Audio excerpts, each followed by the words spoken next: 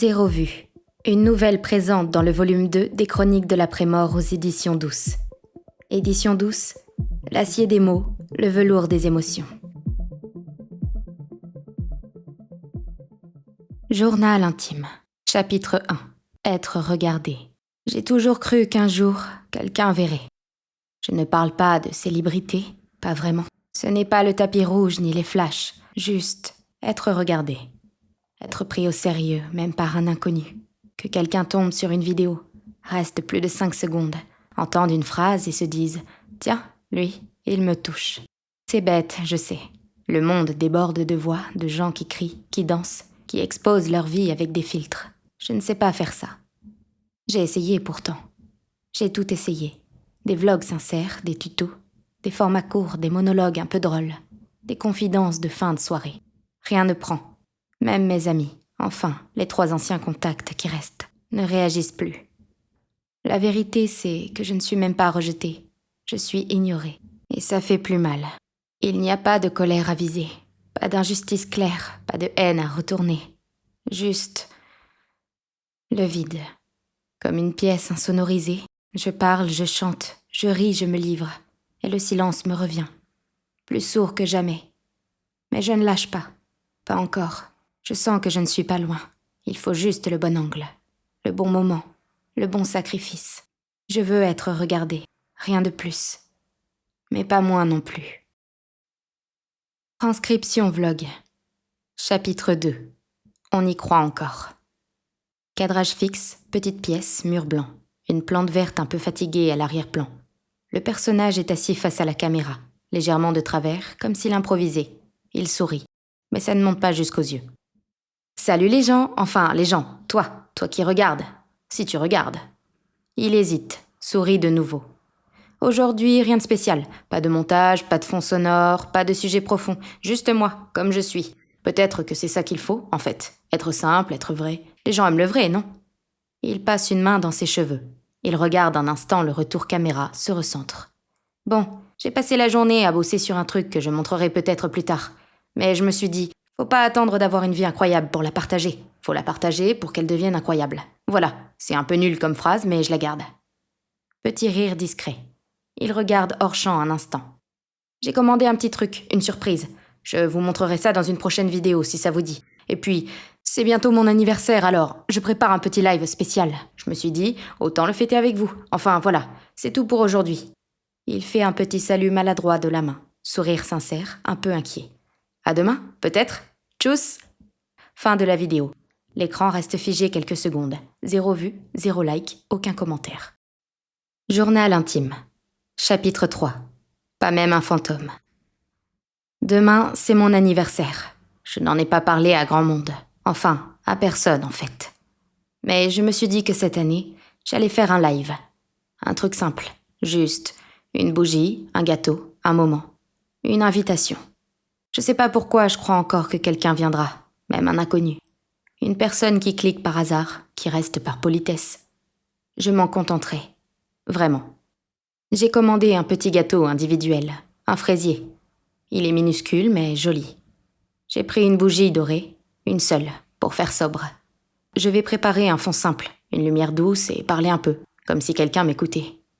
Peut-être que le jour de son anniversaire, on devient un peu plus visible. Je me dis que c'est symbolique, une date, une bougie, une façon de dire « je suis encore là ». Ce sera peut-être ridicule, mais je veux y croire une fois encore. Je veux que ce soit un moment vrai. Et si quelqu'un regarde, vraiment regarde, alors je me sentirai vivant. Pas célèbre, juste vivant. Transcription vlog. Live terminé. Chapitre 4. La bougie. Cadrage fixe. L'image est propre, légèrement jaune doré, une nappe blanche, une assiette. Un petit gâteau à la fraise, soigné. Une bougie unique, plantée au centre, déjà allumée. Le personnage est assis bien droit. Il sourit doucement. Il a mis une chemise, un peu froissée. Bonsoir à tous. Pause, léger sourire. Bonsoir à toi, du coup. Aujourd'hui, c'est mon anniversaire. Je voulais faire un petit live, tranquille. Pas de thème, pas de sujet, juste un moment ensemble. Une pause douce dans le grand flux des choses. Il regarde la bougie un instant. J'ai toujours aimé les bougies. Même tout seul, j'en mets parfois. Il y a quelque chose de calme, presque respectueux dans une flamme. Comme si elle te disait qu'elle est là pour peu de temps, mais qu'elle fera de son mieux. Il rit doucement, regarde hors champ, puis revient. Je ne vais pas parler longtemps, j'ai pas préparé de texte. Je me suis dit, si quelqu'un passe, il ou elle pourra dire qu'il a été là, ce soir, à 22h14, le 29 mars, et qu'on a soufflé ensemble. Long silence. Il attend. Regarde l'écran à plusieurs reprises, rafraîchit. Rien. Bon, eh bien, je vais souffler alors. Il ferme les yeux une seconde, puis souffle doucement la bougie. Elle s'éteint sans un son. Il reste immobile. Le silence est total. On entend juste un très léger bruit de frigo. Voilà. Merci d'être passé, peut-être. Bonne soirée. Il fixe la caméra, une dernière fois. Sourire minuscule, pas triste, juste vide. Il coupe le live, écran noir en bas à droite. Live terminé, 0 spectateur, 0 commentaire, 0 interaction. Journal intime. Chapitre 5. L'offrande. Je l'ai sorti de sa pochette ce matin. Ça faisait des années que je ne l'avais pas touché. Je ne le passais plus, par peur de l'abîmer. Je connaissais chaque craquement de l'aiguille, chaque souffle entre deux pistes. Rien que de le poser sur la table, ça m'a coupé la respiration. C'est plus qu'un disque. C'est ce qui me reste d'un monde où j'avais encore le droit de rêver. Je devais avoir 8 ou 9 ans quand je l'ai trouvé. Vide-grenier de campagne. Une dame me l'a laissé pour une pièce de 2 euros. Je l'ai serré contre moi comme un trésor. Et je ne l'ai plus jamais vraiment lâché. Je l'écoutais en cachette. Quand les autres parlaient foot, moi je fredonnais désenchantée sans comprendre. Mais en comprenant tout. Mylène, c'était ma grande sœur d'ombre. Ma fée silencieuse. Une preuve que la solitude pouvait être belle si elle était chantée. Je vais le brûler ce soir. J'ai tout préparé. Une mise en scène simple, mais propre. Fond noir, éclairage doux, discours sincère. Ce ne sera pas une blague, ce sera un geste, une offrande. La seule chose que j'ai à donner. Je veux que les gens voient ce que je suis prêt à perdre pour exister à leurs yeux. Qu'ils comprennent que ce disque, je l'aime vraiment. Que c'est un deuil, un sacrifice, pas un coup de pub. Et peut-être que Mylène verra, qu'elle comprendra. Que quelqu'un comprendra. Transcription vlog. Chapitre 6. Le feu pour exister. Cadrage fixe, fond noir tendu derrière lui. Une table nue, une assiette en céramique blanche au centre. Sur l'assiette, le vinyle, délicatement posé, la pochette entr'ouverte. Une bougie allumée sur le côté, l'image est belle, presque trop soignée. Le personnage est droit, grave, il ne sourit pas. Bonsoir. Je vais aller droit au but. Ce disque est tout ce que j'ai. Pas matériellement, j'ai d'autres choses. Mais c'est le seul objet que j'aime, depuis toujours.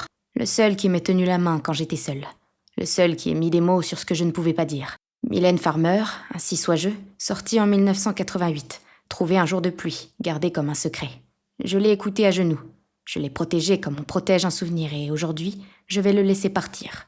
Il prend une grande inspiration, il regarde le disque, long silence. Vous ne m'avez pas vu, vous ne m'avez pas écouté, alors je vais me faire entendre autrement. Pas en criant, pas en insultant, en offrant. Il saisit une allumette, il la gratte, il respire immobile quelques secondes. Mylène, je t'aime. Pardon. Il approche la flamme de la pochette. Elle prend feu lentement, le carton noircit, les coins se replient. Il ne détourne pas les yeux. Le vinyle crépite, se gondole, dégage une fumée sombre. L'assiette devient un autel. Il ne bouge toujours pas. Vous ne pouvez pas dire que je n'y ai pas mis du mien. Je n'ai plus rien à donner. C'était ça. Il regarde la caméra, son visage est calme, mais dans ses yeux, un vertige. Alors maintenant, regardez-moi, s'il vous plaît. L'image reste fixe sur le feu qui s'éteint lentement, laissant une masse fondue et noircie. Le chat en direct indique 0 spectateur, aucun commentaire. Le live se termine sans transition. Journal intime. Chapitre 7. Juste avant l'explosion. Je l'ai fait. Putain, je l'ai fait. Je tremblais au début, mais après, j'étais emportée. C'était presque beau. Le feu, la lumière, le silence. J'ai dit les mots justes. Pas trop peu. Juste ce qu'il fallait pour qu'on comprenne. C'était un sacrifice. Vrai, authentique. Et ça se voit. Je sens que ça va prendre. Cette fois, ça ne peut pas passer inaperçu. Il y avait quelque chose. Dans l'air, une tension, une énergie. Je l'ai uploadé en plusieurs formats. Je l'ai partagé partout. Forum, commentaires, hashtag, messages privés. Je sais que c'est une question de temps. C'est ma dernière nuit anonyme. Demain, ils cliqueront, ils partageront, ils comprendront. Et je leur dirai, je vous avais attendu. Journal intime, chapitre 8. Silence calculé. 16 jours. J'ai attendu 16 jours. J'ai rechargé la page toutes les heures, puis toutes les 2, puis seulement le matin, et le soir. J'ai cru qu'il y avait un bug. J'ai changé de navigateur, d'adresse IP, j'ai regardé la vidéo avec un autre compte, pour être sûr que le compteur ne s'était pas figé. Il ne s'était pas figé. Il disait vrai. 0 vue, pas une. Même pas un clic accidentel, même pas un troll. Rien. C'est ça le pire. Pas le rejet, le vide. Le monde n'a même pas levé les yeux. Pas une seconde. Pas une hésitation. Mon cri s'est perdu dans une pièce sans mur. Je croyais que brûler ce disque me ferait mal. Mais ce n'est pas ça qui me ronge. C'est que ça n'a servi à rien. Transcription vlog. Chapitre 9. Rien que pour vous. Cadrage tremblant, il tient la caméra à la main. On est dans une salle de bain blanche, nue. Il est torse nu. La baignoire est remplie d'eau claire. Il parle d'une voix calme, trop calme. Visage creusé, fatigué. Bonsoir à tous. Ou bonsoir à personne, c'est pareil de toute façon. Il sourit, il a l'air heureux. Vous avez manqué le feu, mais vous ne manquerez pas ça. Je me suis dit qu'il fallait que je monte d'un cran, que je fasse quelque chose de fort, d'unique. Quelque chose qu'on ne scrolle pas, qu'on ne peut pas ignorer. Il montre deux lames de rasoir posées sur le rebord de la baignoire. C'est réel, ce n'est pas un effet, ce n'est pas une parodie. Je vais vous montrer ce que ça coûte, le silence. Je vais vous montrer ce qu'on fait pour une seule vue. Une, juste une. Il se glisse lentement dans l'eau. On voit son souffle devenir plus court. Je ne fais pas ça pour mourir, je fais ça pour naître, dans vos regards. Il prend la lame, il la tourne lentement dans ses doigts. Le cadrage est stable, trop stable. Si tu regardes cette vidéo, plus tard, sache que tu m'as sauvé, ou pas, mais tu m'as vu. Il commence à entamer son poignet, l'eau se trouble, il halète. Faiblement, l'image devient floue. Un bruit de chute. La caméra tombe. L'écran devient noir, aucun son, aucun cri, aucun commentaire. Écran figé. Texte en bas. Live terminé. 0 spectateur.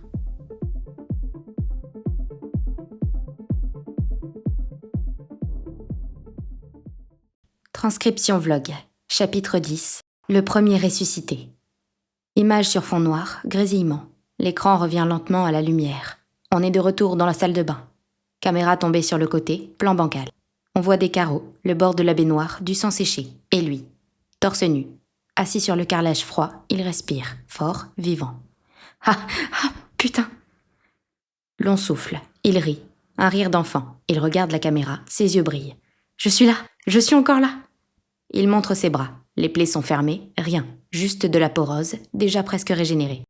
J'étais dans l'eau, j'ai glissé, j'ai perdu connaissance. J'ai attendu la fin, mais il n'y en a pas eu. Il n'y en a pas eu.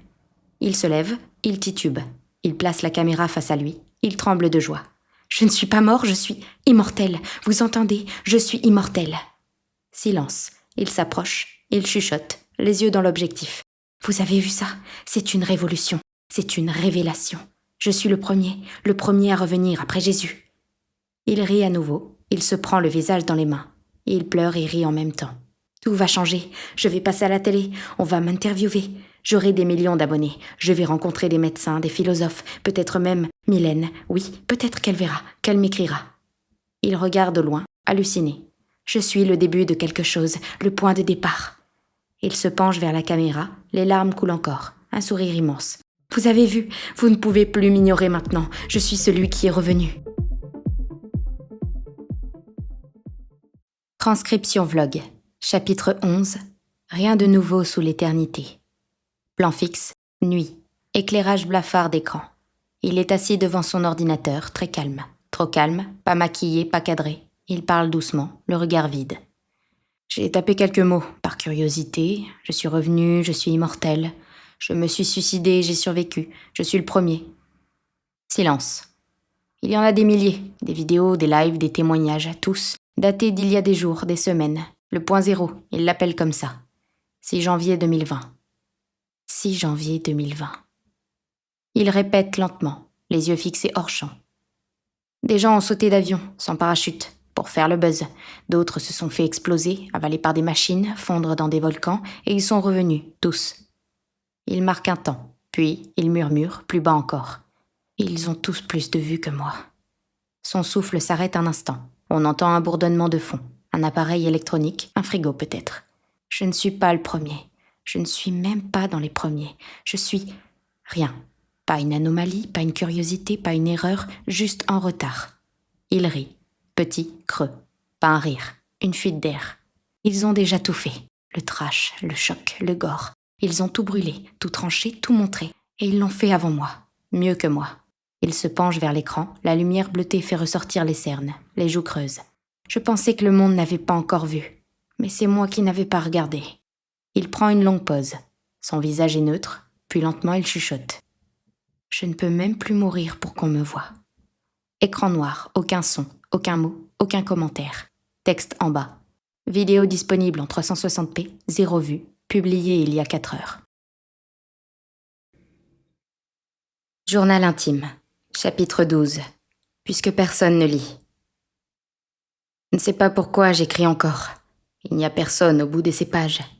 Personne ne m'a lu. Personne ne me lira. Je ne suis pas publié, pas partagé, pas découvert. Je ne suis même pas oublié. Je ne suis jamais apparu. Et pourtant, je suis encore là. Alors j'écris. Pas pour témoigner, pas pour expliquer. Pas pour justifier, juste parce que c'est tout ce qu'il me reste. Je pensais que mourir ferait du bien. Je pensais que revenir de la mort ferait encore plus.